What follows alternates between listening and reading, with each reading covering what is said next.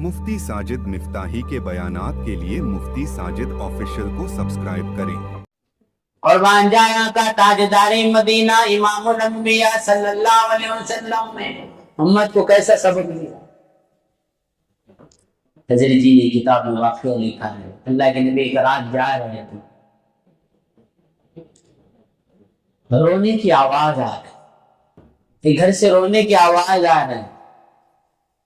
अल्लाह के नबी ने दरवाजे को दस्तक दी तो वहां से एक गुलाम निकला, तो देखने में काला है, हबशी है, जो खूबसूरत नहीं, देखने में काला कलोटा नजर आ रहा है। अल्लाह के नबी इमामुल अंबिया सल्लल्लाहु पूछ रहे क्या बात है, क्यों रो रहे? कहा कि हमारे गुलामों का हाल ही ऐसा है, कौन सुनता है गुलाम की, हमें तो एक जमीन का कीड़ा समझा जाता।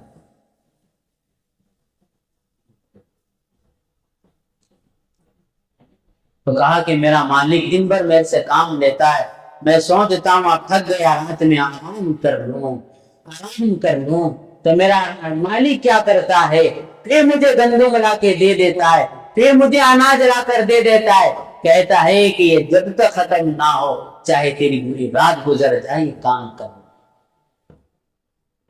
कुर्बान जाए इमामुल अंबिया। कौन इमामुल अंबिया? सल्लल्लाहु अलैहि वसल्लम,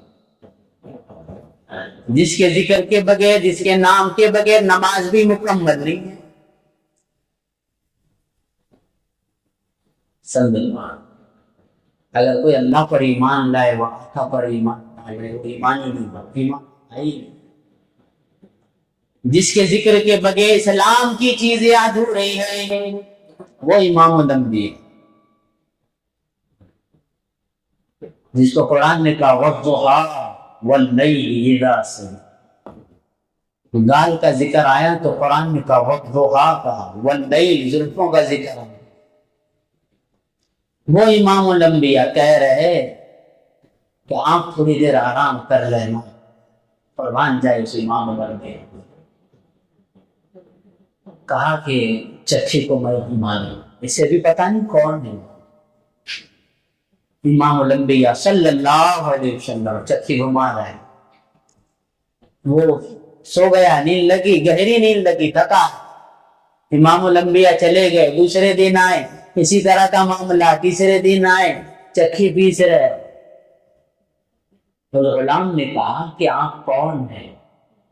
गुलामों की कोई सुनता नहीं, और आप खुद आ रहे, मेरी मदद कर रहे, आप कौन हैं, आपका नाम क्या है?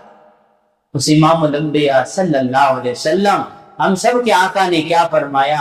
आपने एक नाम सुना होगा, यहाँ एक शख्स है जो मोहम्मद होने का दावा करता, अपना नाम मोहम्मद बतलाता है और कहता है कि मैं वक्त का नबी हूँ। उस गुलाम ने कहा हाँ हाँ मैंने उसके बारे में सुना हूँ, लोग बुरा भला भी कहते, हाँ सुना हूँ। कहा कि मैं मोहम्मद नहीं। उस गुलाम ने कहा आपने तो बड़ा एहसान कर दिया, अब एक एहसान कर दे, बस मुझे कलमा पढ़ा कर मुझे इस गुलामी से आजाद करे। ये गुलामी से आजाद, मुझे तो कौन सी कुफ्र वाली गुलामी से आजाद कर। समझो, कलमा पढ़ लिए, सब हो गया, क्या बने? मस्जिद नबवी के मौसन बने। यहां तक इश्क खत्म नहीं हुआ, इश्क का तो अलग मियां है। हम बार बार उस वाक़े को सुने हैं, ये तकलीफ दी जा रही हजरत बिलाल को, दिन भर कोड़े, रात भर कोड़े मारे जाते, और दिन भर तपती हुई रेत पर बगैर कपड़ों के कमीज निकाल कर लिटाया जाता, और रात भर जो कोड़ के जख्म थे, अल्लाह अकबर, कुर्बान जाए किसके खातिर। और वो जालिम क्या कहते, अगर इस तकलीफ से नजात चाहता है तो मोहम्मद का दामन छोड़ देना, तुझे तकलीफ से नजात मिल जाएगी, कुर्बान जाए। अरे उस कोड़े को कौन बर्दाश्त कर सकता?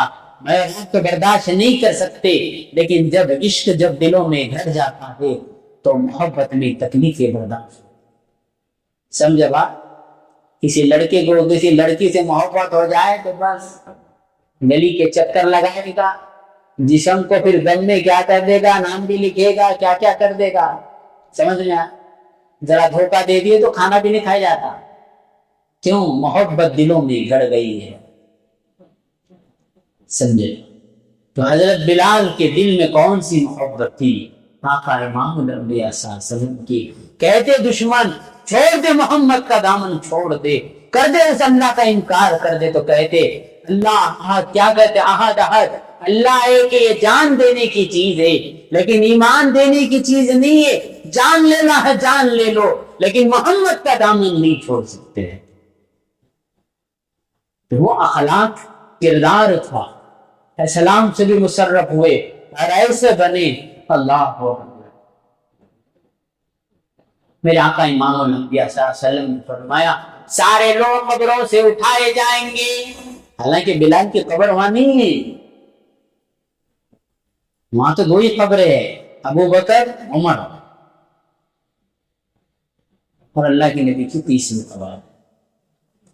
میرے نبی جی نے کیا فرمایا, سارے لوگ قبروں سے اٹھیں گے اور بلال میرے قدموں سے اٹھایا جائے.